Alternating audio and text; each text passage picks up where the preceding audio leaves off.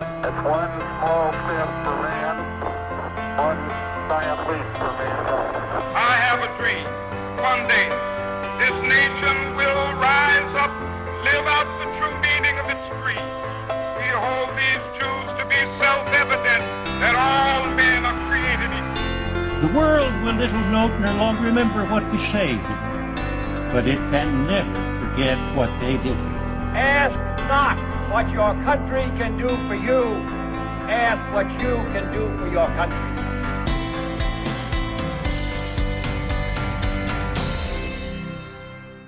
Hello and welcome to Eccentric Earth. I'm your host Amy Walker, and joining me to delve into a story from history is my good friend Han Burch. Hello. Hi, thanks for coming back again, Han. Thanks for having me. Last time was an absolute blast, so I'm glad to be back. Well, hopefully you'll have as much fun this time round as well, because I certainly enjoyed it. Well, you know, it's a lot to live up to. You don't want to make promises you can't keep. Okay, I'm ready. Elizabeth Jane Cochrane was born on May 5th, 1864.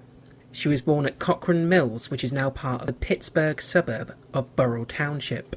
Her father, Michael Cochrane, started out as a labourer and mill worker before buying the local mill and most of the land surrounding it.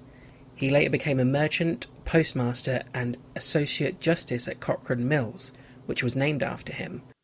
So back when people were still able to actually attain the American dream then? Yeah, very much so. And they could actually work and get money and then become more affluent than how they started life. Yeah, he did very well for himself. Michael married twice. He had 10 children with his first wife, Catherine Murphy, and 5 more children, including Elizabeth, with his second wife, Mary Jane Kennedy. My God. Yeah. God, some people are breeders, aren't they? 15. It's the women I feel sorry for. 10 children. So she's one of 15. Yes, from his second wife. Yeah. As a young girl, Elizabeth was often called Pinky because she so frequently wore that colour. As she became a teenager, she wanted to portray herself as more sophisticated and dropped the nickname and changed her surname to Cochrane. Michael Cochrane's death presented a grave financial detriment to his family and left them without a will and thus no legal claim to his estate. Oh shit. Yep, not good. So he married twice, but his second family didn't have his surname. They had the mum's surname. Because he changed her name to Cochrane, which would indicate that maybe it wasn't a legal marriage or something. I'm not entirely sure. No, especially if her and that side of the family weren't in the will. It's possible that they were his second family, but he didn't marry her until whatever happened to his first wife happened, so they could be his children but technically bastards. In an effort to support her now single mother, Elizabeth enrolled in the Indiana Normal School, a small college in Indiana, Pennsylvania, where she studied to become a teacher. However, not long after beginning her courses there, financial constraints forced Elizabeth to take her hopes for a higher education away. After leaving the school, she moved with her mother to the nearby city of Pittsburgh in 1880, where together they ran a boarding house. A newspaper column entitled "What Girls Are Good For" in the Pittsburgh Dispatch. God. Sorry. This is 1880s. Oh well, that's a non-contentious headline, isn't it? Am I going to get up on my high horse and my soapbox during this episode, Amy? No, I think this episode will make you feel good. Okay, I'm going to hold you to that. The article implied that girls were only good for birthing children and keeping house. Oh well, yeah. That's what people think nowadays too, isn't it? How we've progressed as a society. Except they didn't. They said birthing children, but they meant fucking birthing children and keeping house. Yeah. That's what wife stands for: washing, ironing, fucking, etc. Oh dear. If only some people didn't actually believe that. Just like, you know, caveat, that was me being exceedingly ironic. And yeah, I can't believe I just told such a sexist fucking joke. Oh, don't worry, it will stay in. Yeah, I know it fucking will. That's why I'm worried. The article prompted Elizabeth to write a response under the pseudonym Lonely Orphan Girl. The paper's editor, George Madden, was impressed with her passion and ran an advertisement asking the author to identify herself. When Cochrane introduced herself to the editor, he offered her the opportunity to write a piece for the newspaper, again under the pseudonym Lonely Orphan Girl. Oh, well, that's pretty cool. That she didn't show up and he went, oh, you're a female. Be gone with you, wench. Well, clearly he realises that, if a good writer's a good writer, doesn't matter what gender they are. True. Her first article for the Dispatch, entitled The Girl Puzzle, was about how divorce affected women. In it, she argued for reform of divorce laws. Madam was impressed again and offered her a full-time job at the paper. So that to me makes it sound like perhaps Cochrane had married her mum and then divorced her, and the fact that she was left destitute was because the divorce laws favoured. Just thinking out loud, because she's unmarried at this point, so what real life experience would she have of divorce if that hadn't been what had happened to her mum? Yeah, it could be. Yeah, unfortunately, I couldn't find much information on her parents. It's possible that is what happened, yeah. It was customary for women who were newspaper writers at the time to use a pen name. The editor chose Nellie Bly, adopted from the title character in a popular song. Do you know what? I have a real inkling that I actually know that name actually rings a bell.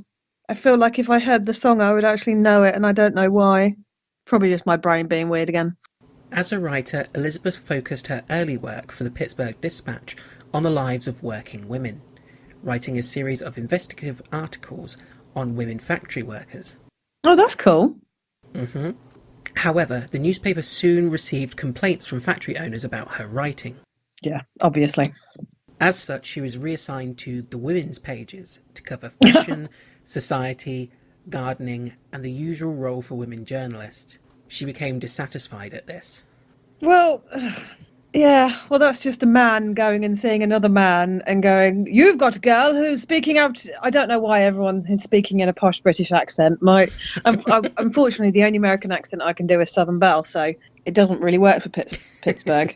I'm not gonna bring out my Southern Belle, especially since I've been watching Preacher. Yeah, that's just somebody with power and influence saying, move that girl along. We don't want everyone to know that we treat our employees absolutely shit. I mean, stuff like that never happens nowadays, does it? No. It is shocking how little things have changed in 130 years. Elizabeth then travelled to Mexico to serve as a foreign correspondent. Cool. Still only 21, she spent nearly half a year reporting the lives and customs of the Mexican people. Her dispatches were later published in book form as 6 Months in Mexico. That's pretty cool. I'm assuming that the reason that happened was because she moaned about being part of the women's pages and Madden didn't want to lose her. So just went, I'm just going to, pack you off out the country so I can still get the benefit of your good work without you nagging in my ear. Yeah. So, well, we send her to Mexico. At worst, she's going to annoy the Mexicans, and we don't give a shit about the Mexicans, so it's all good. Yeah, but they were obviously interested enough to have her go down there for 6 months and write about their lives. So, in one of her reports, she protested the imprisonment of a local journalist for citing the Mexican government, then a dictatorship under Porfirio Diaz. When Mexican authorities learned of Elizabeth's report, they threatened her with arrest, prompting her to flee the country. Safely home, she accused Diaz of being a tyrannical Tsar, suppressing the Mexican people and controlling the press. Sounds like a fairly accurate summation, considering that she was going to be arrested for whatever she said, and she's a member of the press. Usually an indication that there's no free speech when journalists start getting arrested. Burdened again with theatre and arts reporting, Elizabeth left the Pittsburgh Dispatch in 1887 for New York City. Penniless after 4 months, she talked her way into the offices of Joseph Pulitzer's newspaper, The New York World. Ah, I've heard of him. Yeah, that is the same Joseph Pulitzer who the prize is named after. That's interesting, though, that the Pulitzer is like the #1 journalistic prize that you can win, but the paper doesn't exist anymore. Unless it changed it, unless it is one of either it's the Times or New York Times in New York. Is it New York Post? Yeah, New York Post. Maybe it changed its name. No, the newspaper actually went out of publication in the 1930s. Now working at the New York World, she took an undercover assignment for which she agreed to feign insanity to investigate reports of brutality and neglect at the Women's Lunatic Asylum on Blackwell Island. Wow. So she deliberately got herself put in a mental asylum in 1890? Yeah, that's correct. That's brave. That's massively, massively brave. Oh, it's massively brave. The kind of thing that she'd have to put herself through for that investigation. It took a lot of courage to do it. Yeah, I'm wondering, have you seen, because I think it's dated later, but one of the series of American Horror is a female journalist who does the same thing, but I think that's maybe the 50s. No, I've never seen it myself, although I do know of it. It's possible that they actually took inspiration for that storyline from Elizabeth's real-life experience. Yeah, maybe so. After a night spent practicing expressions in front of a mirror, Elizabeth checked herself into a boarding house. She refused to go to bed that evening, telling the boarders that she was afraid of them and that they looked crazy. Yeah. They soon decided that she was crazy, and the next morning summoned the police. Taken into a courtroom, she claimed to be suffering from amnesia. The judge concluded that she had been drugged. Several doctors then examined her. They all declared her insane. All declaring her insane? Yeah. Okay. Positively demented, said one. I consider it a hopeless case. She needs to be put where someone will take care of her. The head of the insane pavilion at Bellevue Hospital pronounced her undoubtedly insane. Oh my God! Either she's an amazing actress or they're just not very good at their jobs. The case of the pretty crazy girl attracted media attention. Who is this insane girl? Asked the New York Sun. The New York Times wrote of the mysterious waif and the wild haunted look in her eyes, and her desperate cry of, I can't remember, I can't remember. Oh, the editor of the New York World is going to be pretty pissed at this, that she's attempted to go undercover to do this, and then she's getting all the media attention from other newspapers who are making money off her when the New York World isn't yet making money off her. Not to mention the fact that if everybody, including the head of the asylum, thinks that she is incurably insane, she's going to find it difficult to get out, because getting into an insane asylum is a lot easier than getting out in those days. I think we both learnt from hearing about Boston Corbett that it's quite easy to escape from the mental asylum in America. Committed to the asylum, Elizabeth experienced the deplorable conditions firsthand. The food consisted of gruel broth, spoiled beef, bread that was little more than dried dough, and dirty, undrinkable water. The dangerous patients were tied together with ropes. The patients were made to sit for much of the day on hard benches with scant protection from the cold. Waste was all around the eating places. Rats crawled all over the hospital. Oh, lovely. The bath water was frigid, and buckets of it were poured over their heads. Ugh. The nurses behaved obnoxiously and abusively, telling the patients to shut up, and beating them if they did not. Which is exactly the way to treat people with mental illness. Speaking with her fellow patients, Elizabeth was convinced that some were as sane as she was. Well, that's very, very likely to be true. Is she in a kind of a mixed environment with males and females, do you know, or was it females only? It was a female-only ward, yeah. Because back then women were put into asylums if they got pregnant out of wedlock. That was a reason to put somebody away. And you know, the whole notion of hysteria was much abounding, and yeah, plenty of people were locked up because they were a nuisance rather than actually had mental illness. Yeah, it was pretty much any man who wanted to get rid of a woman, all he had to do was say that she was insane and she'd quite likely be carted off to an asylum. Mm-hmm. On the effects of her experience, Elizabeth wrote, "What, accepting torture, would produce insanity quicker than this treatment? Here is a class of women sent to be cured. I would like the expert physicians who are condemning me for my action, which has proven their ability, to take a perfectly sane and healthy woman, shut her up and make her sit from 6 a.m. till 8 p.m. on straight back benches, do not allow her to talk or move during these hours, give her no reading and let her know nothing of the world or its doings, give her bad food and harsh treatment, and see how long it takes to make her insane. 2 months would make her a mental and physical wreck. That's an incredibly astute observation that not only is it not treatment, it's actually the sort of treatment that would actually break. It wasn't designed to be a cure, it was designed to break spirit, but break spirit can often come with mental illness. And it's possible that did happen to some of the women in the asylum with Elizabeth. Yeah. After 10 days, the asylum released Elizabeth at the New York World's behest. Her report, later published in book form as 10 Days in a Madhouse, caused a sensation, prompting the asylum to implement reforms and brought her lasting fame. Led by the New York Assistant District Attorney Vernon M. Davis, with Elizabeth assisting him, the asylum investigation resulted in a number of changes in New York City's Department for Public Charities, which oversees the city's hospitals. Good. These changes, per the recommendation of jury members, include a large appropriation of funds for the care of the mentally ill patients, additional physician appointments for stronger supervision of nurses and other healthcare workers, and regulations to prevent overcrowding and fire hazards at the city's medical facilities. Wow, that's some pretty decent reforms.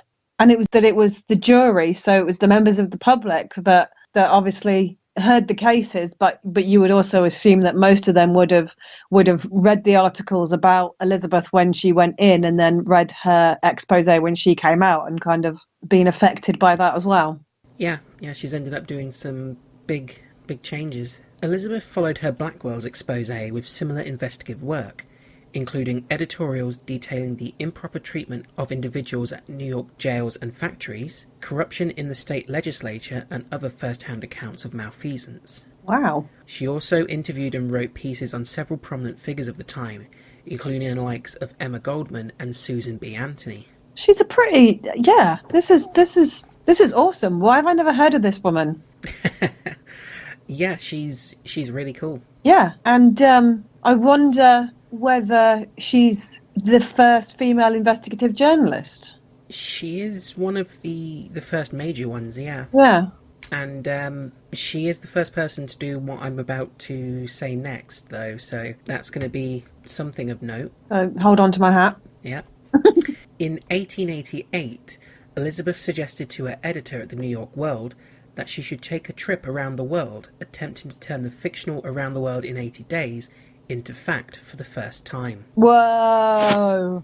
Awesome. A year later, at 9:40 a.m. on November 14th, 1889, and with 2 days' notice, she boarded the Augusta Victoria, a steamer of the Hamburg American line, and began her journey. She took with her the dress she was wearing, a sturdy overcoat, several changes of underwear, and a small travel bag carrying her toiletry essentials. And you'd hope a notebook. Yeah.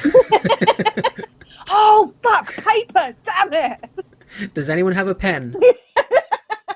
Pencil, anything, chalk. How was your trip back there? Oh, it was brilliant. On day one, we did something. I can't quite remember what it was though. She carried most of her money, £200 in English banknotes and gold, as well as some American currency, in a bag tied around her neck. The New York newspaper Cosmopolitan sponsored its own reporter, Elizabeth Bisland, to beat the time of both Phineas Fogg and Elizabeth. So it's now turning into the races of the Elizabeths. Yep. That's interesting. Bisland would travel the opposite way around the world, starting at the same day as Elizabeth took off. To sustain interest in the story, the World organised a Nellie Bly guessing match, in which the readers were asked to estimate Elizabeth's arrival time to the second, with the grand prize consisting of, at first, a free trip to Europe, and later on spending money for the trip. I'm not particularly hot on geography, but New York is on the coast, so if Elizabeth C went off on steamer, that means that Elizabeth B has got to cross America, which would actually make it easier for her to post dispatches back to her newspaper. Mm-hmm. So the New York World would have had to have kind of created hype in some other way, because you wouldn't have obviously heard anything from Elizabeth C until she reached port in whatever the next landfall is. I don't know. During her travels around the world, Elizabeth went through England, France, where she met Jules Verne, Cool. the Suez Canal, Colombo, the Straits Settlement of Penang and Singapore, Hong Kong, and Japan. The development of effective submarine cable networks and the electric telegraph allowed Elizabeth to send short progress reports, although longer dispatches had to travel by regular post and were thus delayed by several weeks. Elizabeth travelled using steamships and the existing railroad systems, which caused occasional setbacks, particularly on the Asian leg of her race. During these stops, she visited a leper colony in China, and in Singapore, she bought a monkey. Awesome. Hello, Miss Cochrane. Would you like to do some charity work? Nope. I want to buy a monkey. I'm getting bored. I really need some companionship for the next leg of my journey. I want a fucking monkey. I hope she made it wore little outfits. I hope she didn't.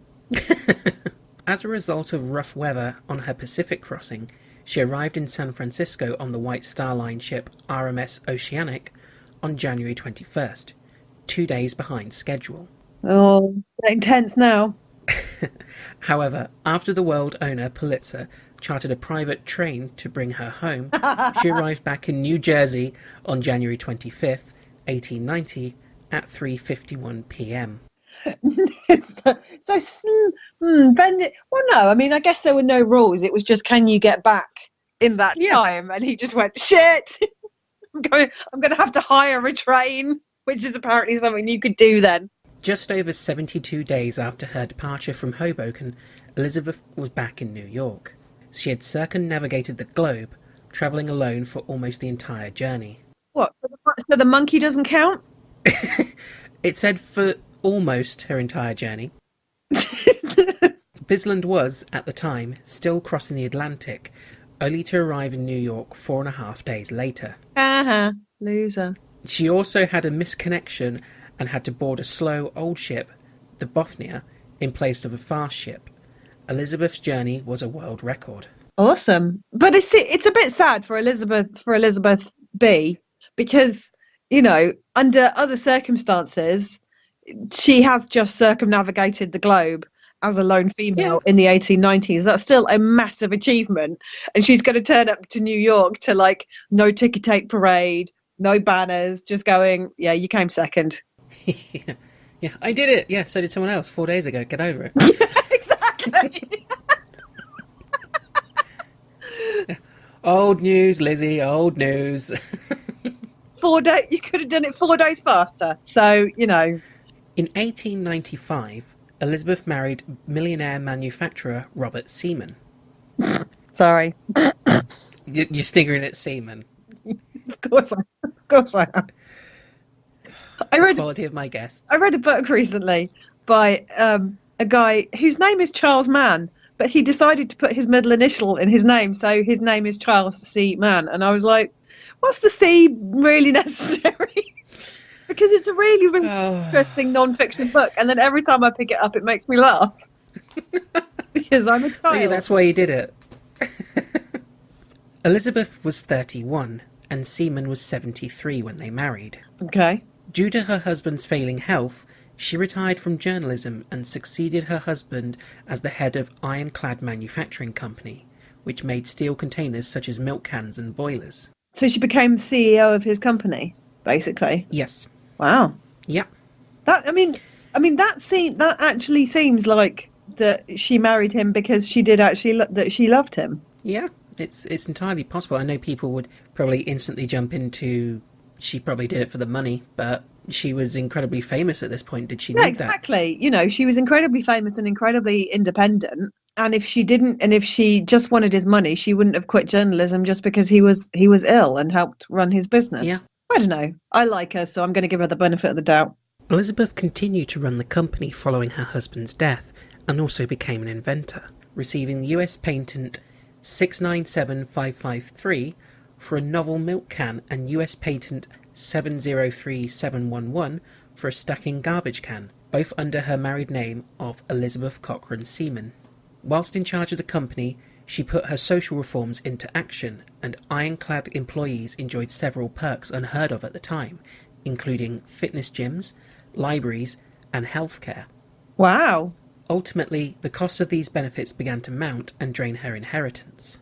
For a time, she was one of the leading women industrialists in the United States, but negligence and embezzlement by a factory manager resulted in Ironclad Manufacturing going bankrupt. So she was obviously making less money than she could have done because she was treating her employees well, which Yes. is sadly not the way people think. But then they went bankrupt anyway because the manager was a dick and stole loads of money. Pretty much, yeah. After Ironclad Manufacturing went out of business, she returned to reporting. She wrote stories on Europe's Eastern Front during World War I, and notably covered the Women's Suffrage Parade of 1913. Under the headline, "Suffragists are men's superiors," her parade story accurately predicted that by 1920 before women in the United States would be given the right to vote. Now you see that I find that very interesting that, you know, she is a woman who has been in male dominated professions her entire career, and so she was obviously very well placed to actually gauge the attitudes of powerful men. Elizabeth died of pneumonia at St. Mark's Hospital in New York in 1922, just 2 years after returning to journalism at the age of 57. She was interred at a modest grave at Woodlawn Cemetery in the Bronx in New York City. Wow. So she was an investigative journalist. She was the first woman to circumnavigate the globe. She was an inventor. She was a social reformer. A company CEO. Prominent industrialist. And she owned a monkey. What happened to the monkey? I assuming he took over the journalism for her. Hang on a minute. Hang on just a moment.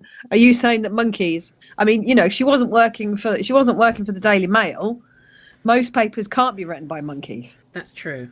Perhaps he was the factory manager who embezzled all the money. She was just like, "Oh, I know you're stealing, but I can't stay mad at you, monkey." With your little bowler hat and your little briefcase, because that is the only acceptable outfit for a monkey, is businessman monkey.